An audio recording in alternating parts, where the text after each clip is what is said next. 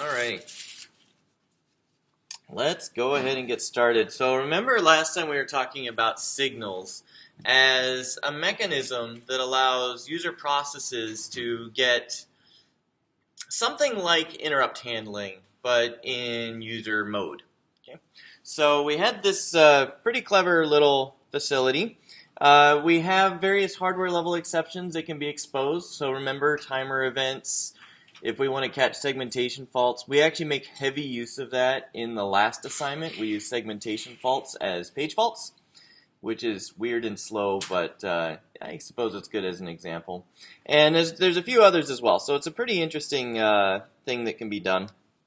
We can also have processes send signals to each other. So you can hit Control-C and make a program stop. Or if the program is really not wanting to stop, you can send a sig kill to it.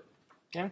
So we have all of these kinds of things, and we started talking at the end of the discussion last time that a signal handler can interrupt anything. Like literally anything going on in your program. And so that means that if you have a function that is invoked and you're in the middle of running it, then you can have a signal occur and be dispatched to that process in the middle of that function invocation.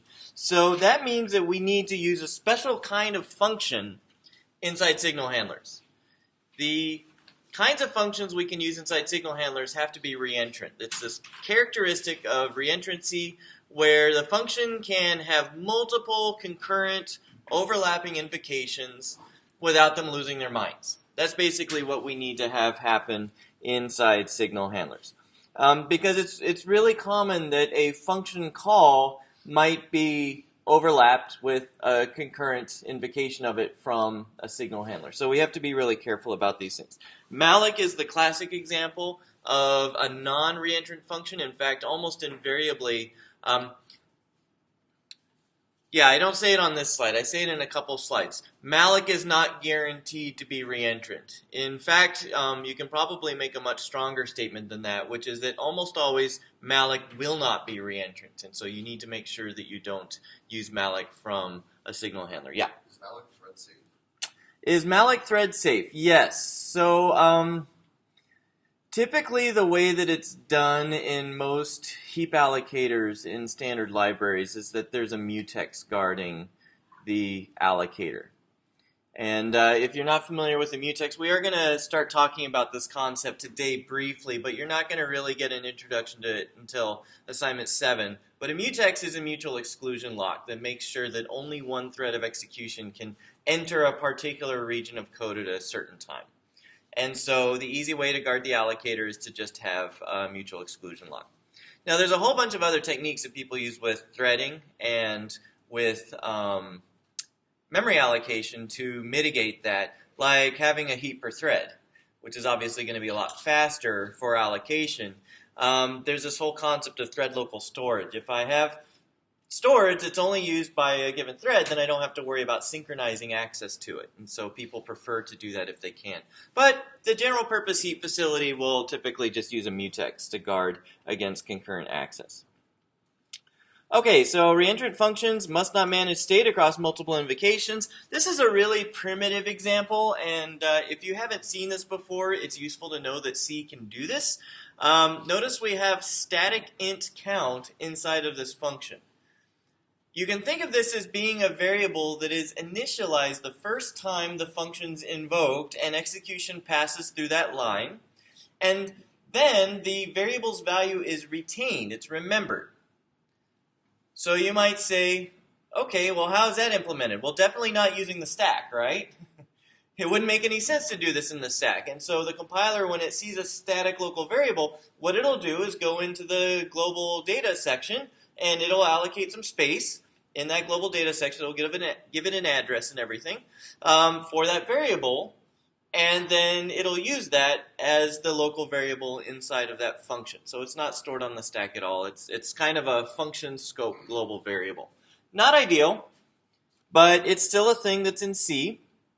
And the important thing to recognize here is that if we had overlapping invocations of do task that were interleaved in various ways, then we could definitely run into bad behavior from this function. Okay? And the reason why is because the count plus plus, even though it looks like a single step operation, almost always will not be implemented as a single step operation. Typically it will be implemented as a read and then a modify and a register and then a write back. And you might ask yourself, well, why in the world would it use a register? You could just increment a memory location if you wanted to, but then you can see that we look at the value of count, we reset count, and so a compiler will typically want to move that into a register and then use the register for subsequent operations. Okay? So in all likelihood, we could end up with a flow like this, that if this do task thing were called from a signal handler as well as from some other part of the code, we could easily end up with count not being updated correctly. All right, did everybody see that? This is a really simple example. It's not a complex example. Malloc is a great example because you all know how many steps are necessary to manage a heap now.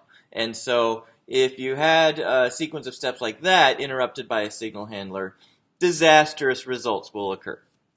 Okay. So anyway, like I say here, this is not reentrant. It should not be called from a signal handler. Now, mutexes don't solve this. And this kind of starts to get into the whole notion of what things are allowed to be blocked and what things are not allowed to be blocked. What things must be allowed to continue until completion. So let's say that you had a function invocation. You enter into some function, you have shared state, you lock a mutex. Okay, no problemo. Okay, you're doing your thing, but then you're interrupted by a signal handler. The problem is that mutex is still held. And so the mutex is held, and now you're in the signal handler wanting to enter the same critical section. So you have a concurrent invocation, interrupts the first one, and it can't acquire the lock. And if it happens to be a blocking attempt to acquire the lock, then you're basically going to sit there forever. Okay, you have a deadlock situation that's occurred. Basically, you have one thread that holds one resource, which is the lock, and it needs another resource, which is the CPU, and you've got the other resource, which holds the CPU and wants the lock. And so you have a deadlock between those two threads of execution. Yay, right? So you can use locks in a non-blocking manner. You'll actually see an interesting example of this in assignment 7 because we have a timer signal going off. That's what does our preemption. But at the same time, we may enter some other code with shared state, and so that shared state needs to be manipulated safely. And in that case, you could just say, hey, I'd love to have this lock, but it's okay if I don't. And so you attempt to acquire the lock, and it's not available, so you say, all right, never mind, I'll just go and wait until next time. Okay, so that's also a possibility in these circumstances. And in the right scenario, it's very effective. Assignment 7 is a great example of a scenario like that. Okay, but anyway, signal handlers can be a little bit tricksy to be, to use in various ways. So you'd like the handler to be reentrant as well. That actually turns out to be less critical than you might imagine. Typically, a signal handler will it will respond to one kind of signal. Okay, so I have my handler for timers. I have my handler for seg faults. I'm just throwing out some examples. If you had one handler that can handle multiple kinds of signals, then that handler may be invoked for one signal, and then another signal occurs while we're still inside the handler for the first kind of signal, and then you have the signal handler interrupting itself. And so in that case, you'd want the handler to also be reentrant. Because this is so important, you can imagine that the Unix standard API actually says a lot about what functions are reentrant. And so this is a small smattering of functions that are specified to be implemented reentrantly. So you have alarm, pause, signal. Those are obviously for signal handling, signal dispatching. You have directory operations, file operations tend to be reentrant. Good for us. And then process management operations are also typically reentrant. And then you have other ones that are Officially not guaranteed, but unofficially you can pretty much guarantee that they will always not be reentrant. So malloc, free, printf are great examples of those. Okay, so you need to avoid using those in signal handlers. Any questions about this? Turns out, I'm very sad, but there's not really a big opportunity for you to implement signal handlers in this class. In assignment 8, you'll get a chance to implement some code that is invoked from a signal handler, but since it's for a very specific purpose, you're going to be using all of these kinds of things that are already known to be reentrant. So you won't really get into the weeds on that one. Okay, if you knew that a non-reentrant function was only ever called from your signal handler, then you may even be able to get away with it. Okay? But this is playing with fire. And the problem is that in any piece of software, you may have a guarantee that holds initially, and then you go and write more code, or someone else goes and writes code, not realizing that this is a constraint, and then you end up violating this, and again, hilarity ensues, right? So always when you write code, you want to make sure that you're programming defensively, because you never know what may be coming down the pike. Okay? Let me ask you this. Are there any questions about this? All right.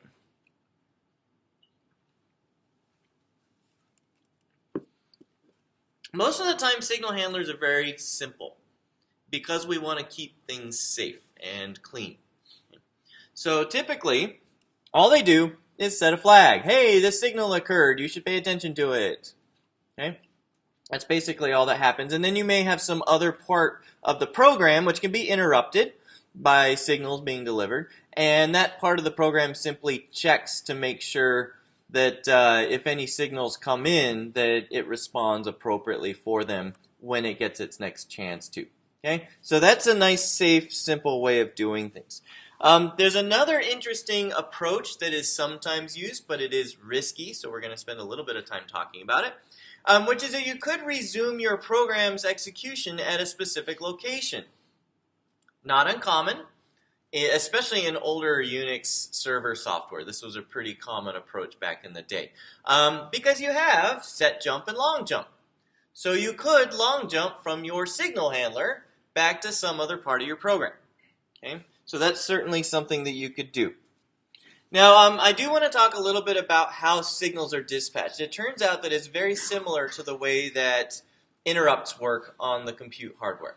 Okay? So the operating system keeps track of all of the signal types and whether or not a signal of a particular type is actually ready to be delivered or not. So we have a pending vector. We have bits for the various signals, and if a bit is 1, then it means that a signal of that type is pending delivery to the process. Okay? If it's 0, then it means there's no signal pending for that type of signal. Okay?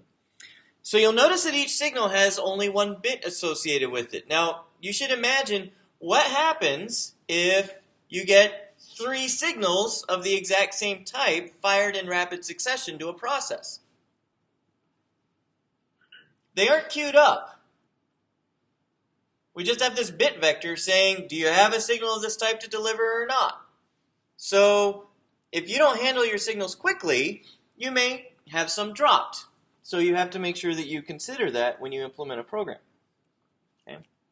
So like I say here, if a particular signal is already pending and then another one of that type is sent again, then it's just going to be swallowed by the operating system. Okay? And you might ask yourself, that seems like well, this is not a question, but you may say, this seems like a really bad design. Well, A, it's worked for a really long time. It actually works quite well. But B, there are also special kinds of signals called real-time signals where they are queued up. So you keep track of every single type of signal. But for general signal types, we just have this pending bit vector, and we keep track of whether or not a signal of a given type is sent. Okay, so you have pending signals, but you also have blocked signals. Blocked signals are not allowed to be delivered at a particular point in time. Okay? And so each type of signal, again, has a bit devoted to whether or not that type of signal may be delivered or not. Okay? And so you can have a situation where a signal is pending and blocked, and then the kernel just will not deliver that type of signal to that process until the blocked bit is cleared. Okay? So the reason why all of this machinery exists is that when the kernel decides to deliver a particular signal type to the process, it also automatically sets the blocked bit for that type of signal so that you don't get into a weird situation where the signal handler for a certain type of signal is interrupting itself. Seems like that would probably be a good thing to avoid. Okay? So like I say here, a signal handler doesn't need to worry about being interrupted by the same kind of signal. Now it's definitely possible that different kinds of signals can be delivered rapid fire so that you have signal A being handled and then signal B occurs while signal A's handler is still running. But a signal of the same type is not going to be delivered while the signal handler is still working. So process with SIGINT handler, first SIGINT causes the handler to be called. You could imagine, for example, that the SIGINT handler takes a second. Why? I don't know, but it definitely illustrates what goes on here. So the first SIGINT causes the SIGINT handler to be called. It also causes the blocked bit for SIGINT to be set. Okay? So you could have a second SIGINT come in, and it'll set the pending bit for SIGINT to be 1, but then the blocked bit will be set, and it won't deliver that second SIGINT until the first one's actually finished being handled. Okay? Everybody got that mechanism? It's just a nice little mechanism to keep signal handlers from overlapping just wildly. Okay? So we try to keep it relatively clean. When you return from a signal handler, it turns out that you actually make a little detour through the kernel. Obviously, we don't talk about all the nuances of how this works until 124, but it turns out that when you return from a signal handler, you step into the kernel and then back out, and one of the things that happens in that process is that the block bit for that signal type is cleared. So now you can receive that kind of signal again. Okay? And so, like I say on the slide, if you had a pending SIGINT that was also blocked because the block bit was set, then the block bit is cleared, and the next SIGINT will be delivered. Okay. Now there's various functions you can use for manipulating this stuff if you like to tinker with these things, but generally people don't.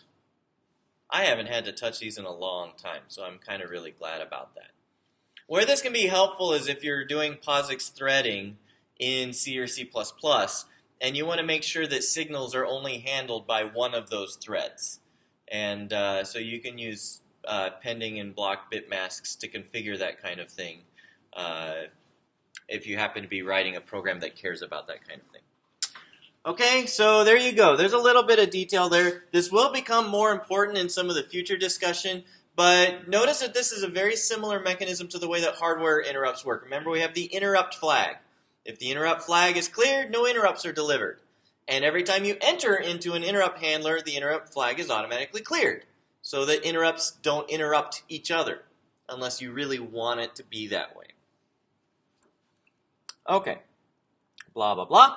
So signal handler is called, the signal type is automatically blocked, and then you return from the handler and it unblocks that type of signal again. So the question, the obvious question is, what happens if you long jump out of a signal handler?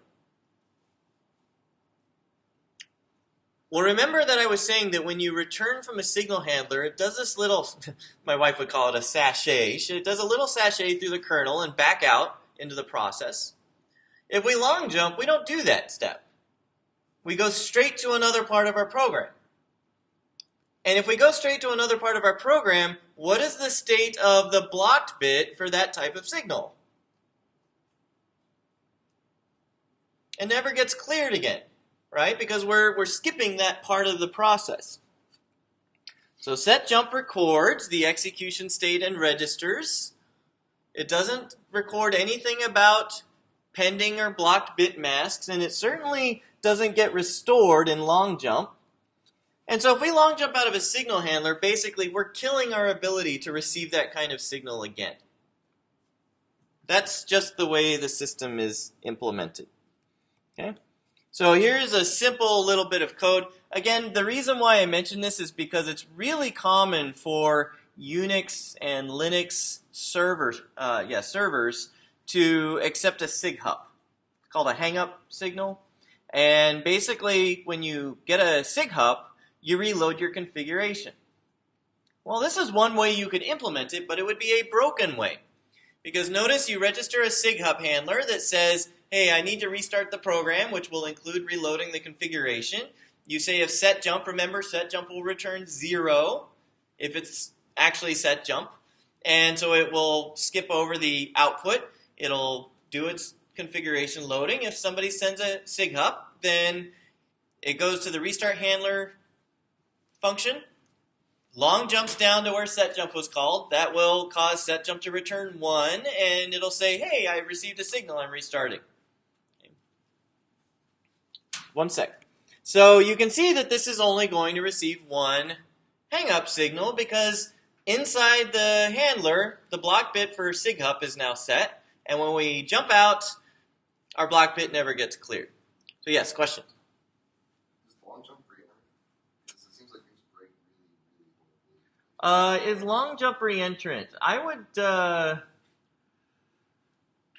like you modify the stack and like push the return address. yeah, I don't know that it would be accurate to say that longjmp is reentrant. But you remember how I was saying that if you have a reentrant function, or I'm sorry, a non-reentrant function, and you know it's only called in signal handlers, then you're okay. So that tends to be the typical use for a function like that.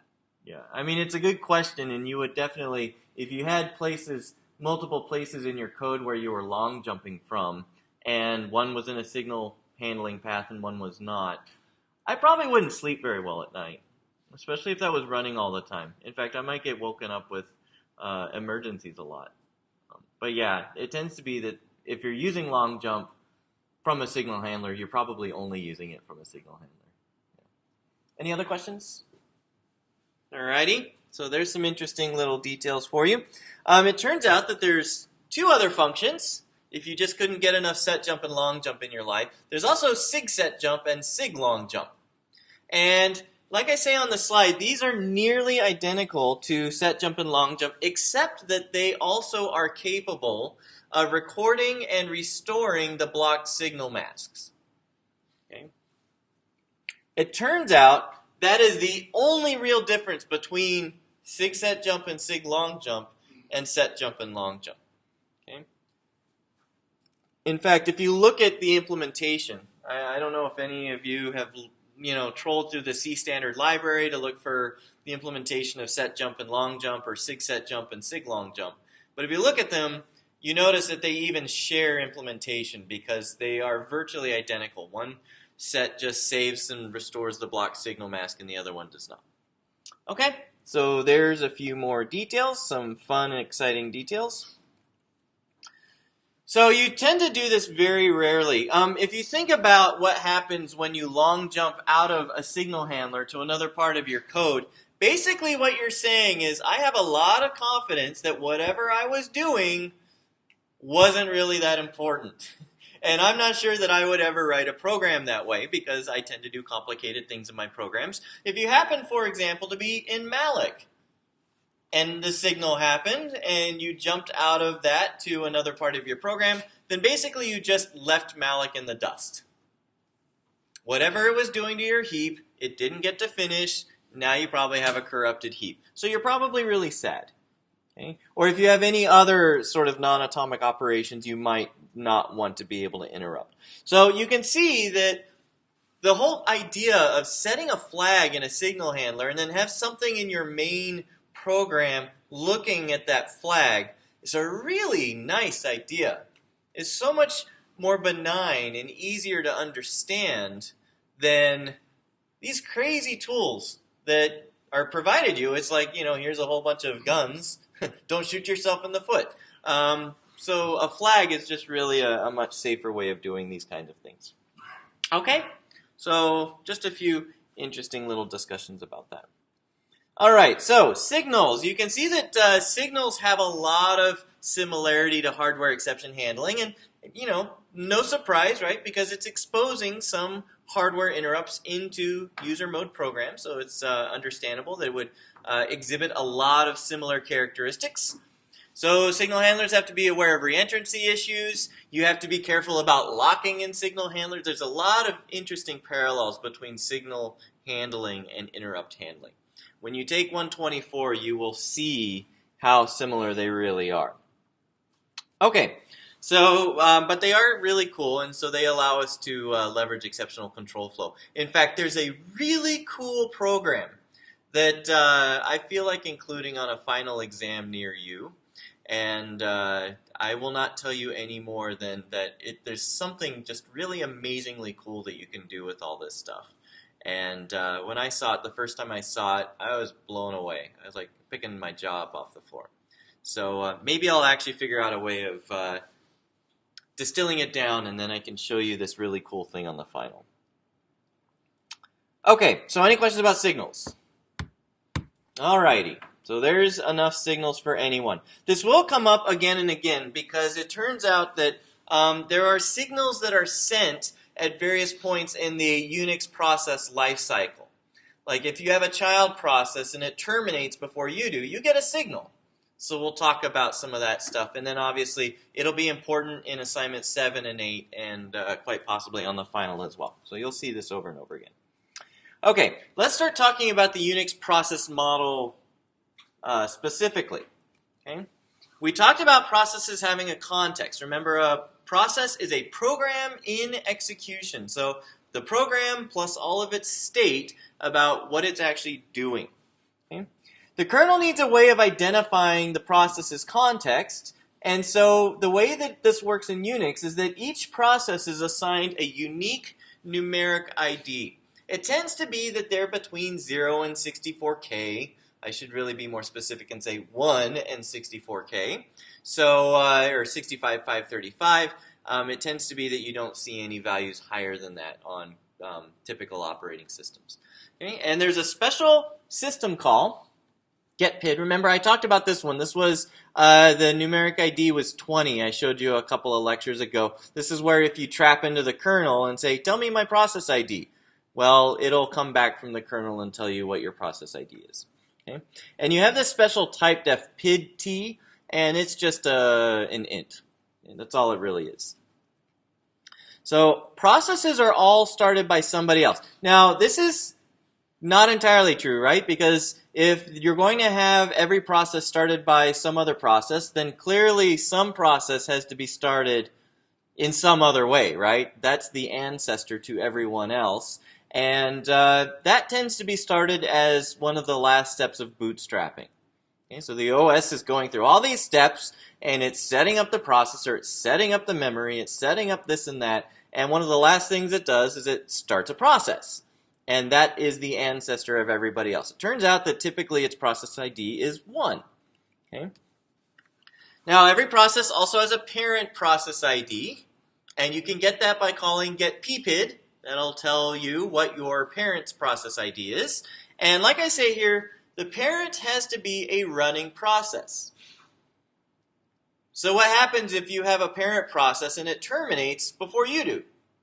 Well, the OS has to do something because this is an invariant of the OS, the Unix process models, that every process has to have a parent process ID, and the parent has to be running. Okay. Now, process 1, again, suspend your disbelief if you look at this and say, no, it's not a nit, it's a nit. So it has been for a really long time. And init was the sort of the standard ancestor process of all other processes on most Unix systems.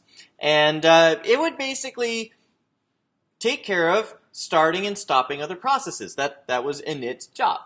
Okay? And so you had this concept of run levels where different sets of capabilities were provided by the system, and you could use init to start and stop processes to get into a specific run level.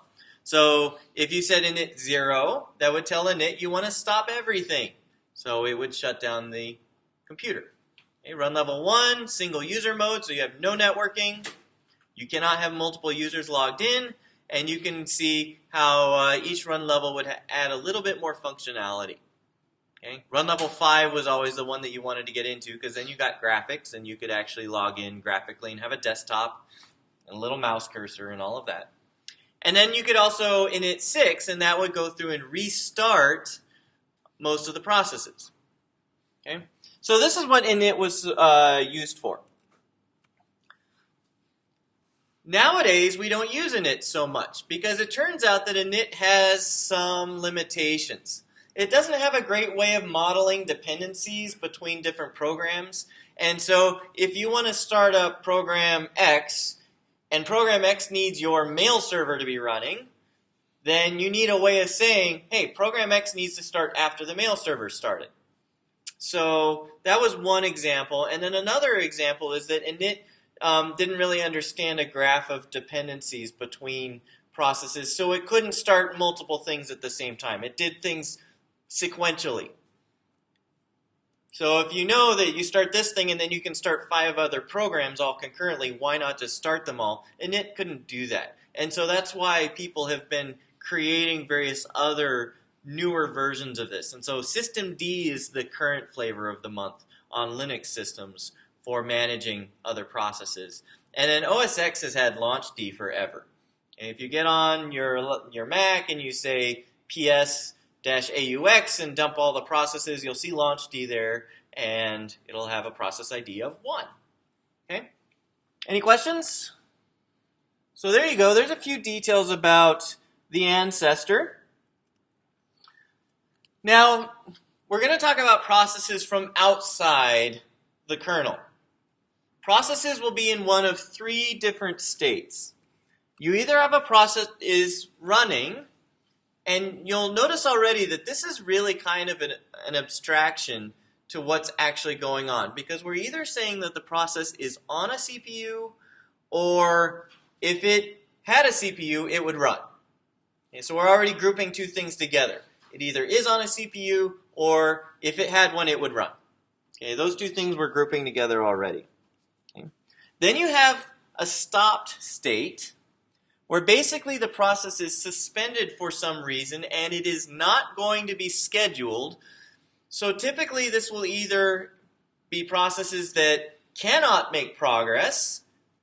For example, they're in the background and they're waiting for user input. Because they're in the background, they don't have a console, so they have to sit and wait until they're given a console. That would be a great example. Okay. Or it could include processes that the user has said, I don't want this thing scheduled. So the program could be completely ready to run, but the user has said don't run it. And so that will be a stopped process. Okay? So anybody who's ever done Control-Z to stop a process, that puts it into the stopped state. Okay? Or if it was running in the background and then it tried to read something from the console, or it tried to write something to the console, then the OS stops it because it can't do that until it gets a console again. All right? Everybody got that? So we have running, we have stopped. Then we have a third state, which is the state that all processes end up in eventually, terminated. Okay? And so this means that the program has completed running and it has either exited or it has received a signal whose response is to terminate the program. Okay? So you end up in one of those 2 circumstances. The program called exit returned from main, which also calls exit, because basically you can imagine your main is wrapped with an exit call. Or the program received a signal and the action is to terminate that process. Okay, you can terminate by calling exit. I think you all probably have seen that before. You can say exit 1, exit 5, exit 0. 0 typically means success. Non-zero means I'm sad about something, and typically the number says what you're sad about. You can also register exit handlers.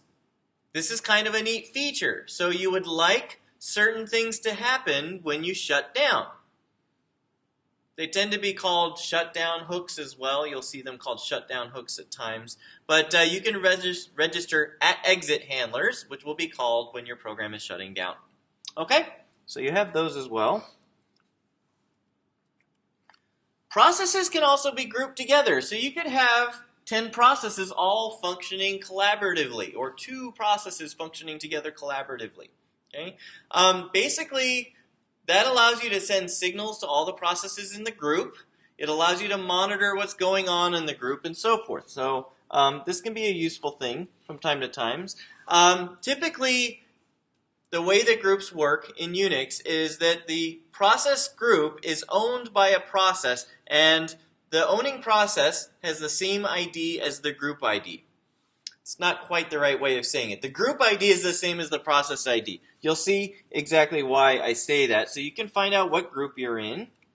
No big shot there. You can find out what group another process is in, so you can ask these kinds of questions. You can set the process group ID of a specific process, so you can add a process to your group. And you can also call set p group.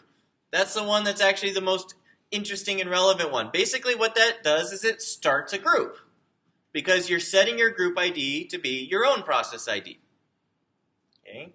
Rocket science, right? Now I started my own group, and so then I can start other processes and add them to my group. Okay? So you can see that there's quite a few interesting little capabilities that the Unix process model offers.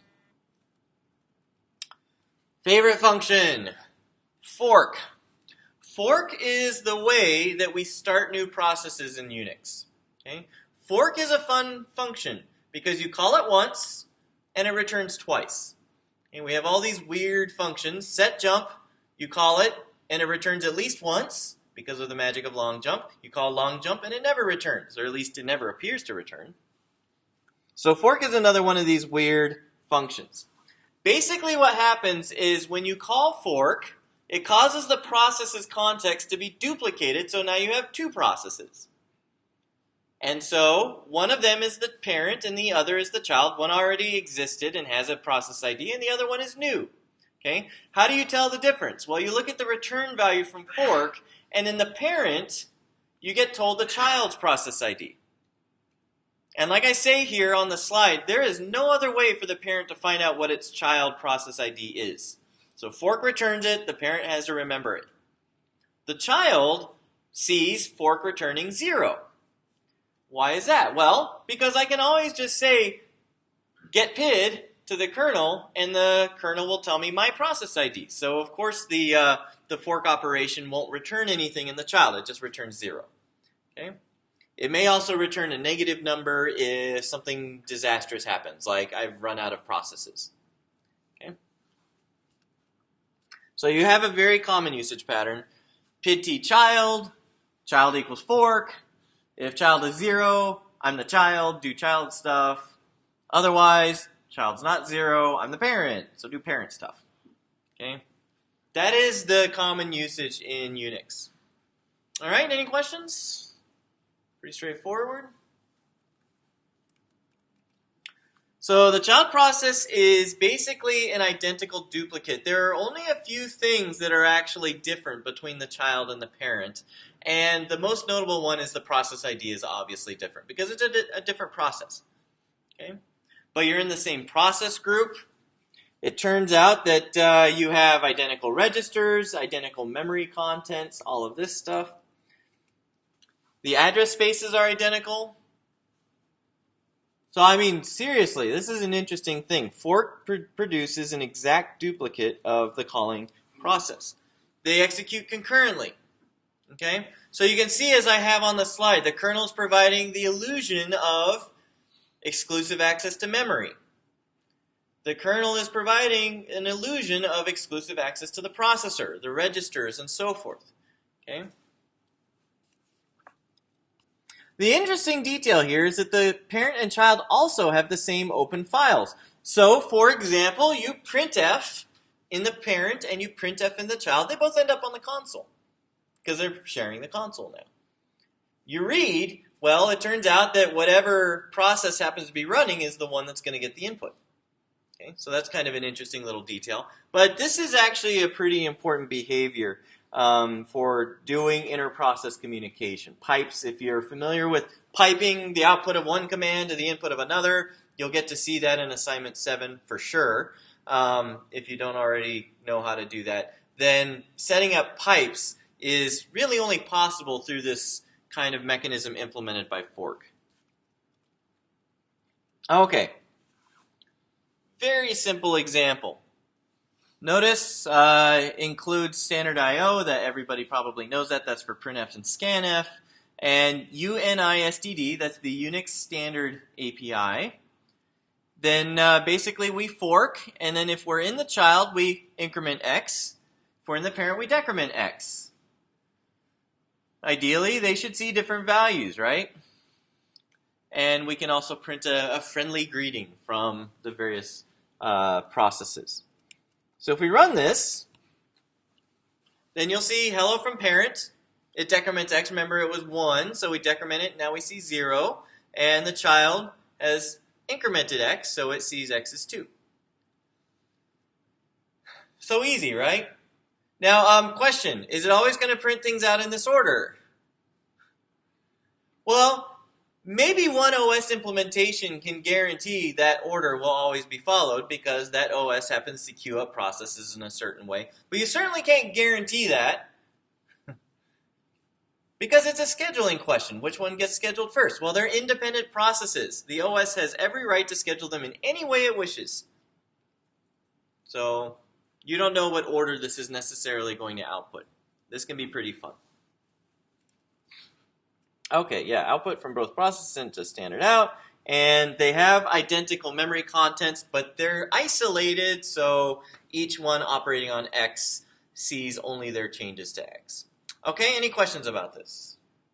All right, you're going to get to play with this kind of thing a lot. Zombies. Let's talk about zombies real quick. When a child process terminates, some of its resources are reclaimed. For example, open files are closed. Most of the memory is reclaimed by the operating system and so forth, but not all of its resources are because the parent may need to find out what happened. The parent may want to know the child process's status. And so anytime you have a situation like that, you need to make sure that terminated child stays around. It's called a zombie. Okay? And so the process is dead. It hasn't been reaped. And again, that's what you do in these kind of situations, is that if you have a zombie child, you need to reap it. And that will, A, give you the information from the child process about why it terminated.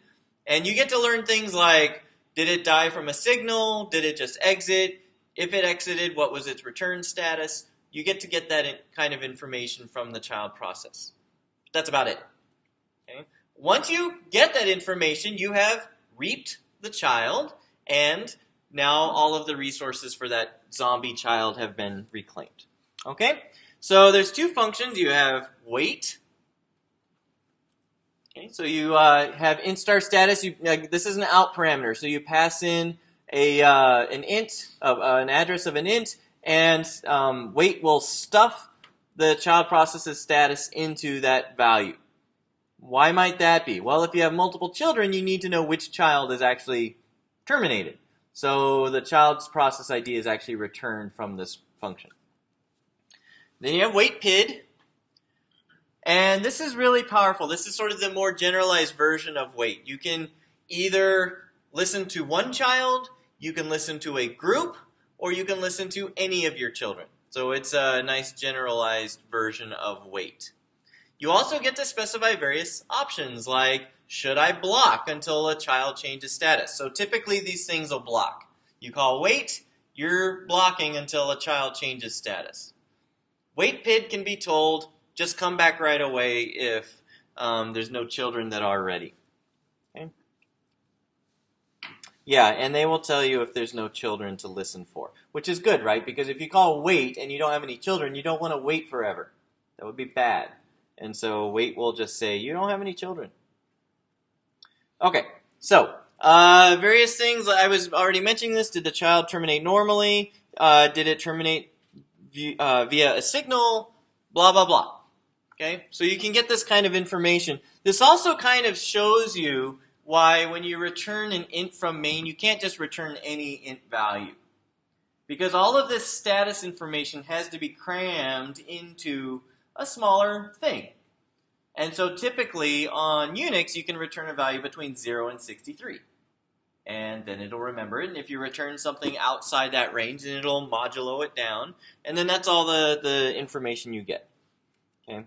And so you have these various functions. They're really macros that will do the simple bit arithmetic to pull out the various parts of the status. Okay, any questions? All right, so that is all we're going to talk about today. It looks like we're actually going to wrap up a little bit early. Yay, we get a whole extra 6 minutes in our lives. So what we'll do next time is continue discussing the various aspects of how all this hangs together. So I'll see you next time.